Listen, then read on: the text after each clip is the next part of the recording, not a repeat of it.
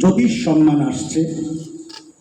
আমার ভাগ্য খুবই খারাপ, কিন্তু তবুও যাদের ভাগ্য গণনার মাধ্যমে তারা নিজেদের জায়গা, নিজেদের স্থায়ী জায়গা তৈরি করেছেন মনে, সেই সব মানুষদের নিয়েও আমরা পুরস্কৃত করব।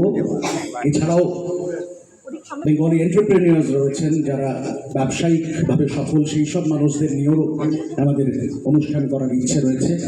এর মূল যে মানুষরা সাংঘাতিকভাবে সারা বছর ধরে জড়িয়ে থাকে, এবং অভিজিৎ রীতিমতন ফোন করে বারবার বলে এরপরে কিন্তু এটা আসছে, তৈরি হও, এরপরে কিন্তু ওটা আসছে, তৈরি। এবং প্রত্যেকটা মানুষ এখানে দেখুন, সবাই কিন্তু খুব উজ্জ্বলভাবে, খুব উৎসাহ নিয়ে এগিয়ে আসেন। এই যে মানুষটি দেখছেন বসাকবাবু, ইনি কোনো একটা অনুষ্ঠান হয় না, এখন থেকেই আমাকে বলছেন যে পরের অনুষ্ঠানটায় বোধহয় আপনি থাকতে পারবেন না, তাই না? ওনার সেটাও মনে আছে আর কি। মানে এতখানি আত্মীয়তা হয়ে গেছে। আসলে তো রক্তের সম্পর্কে আত্মীয়তা হয় না, আত্মার সঙ্গে সম্পর্ক হলে তবেই আত্মীয় হয়।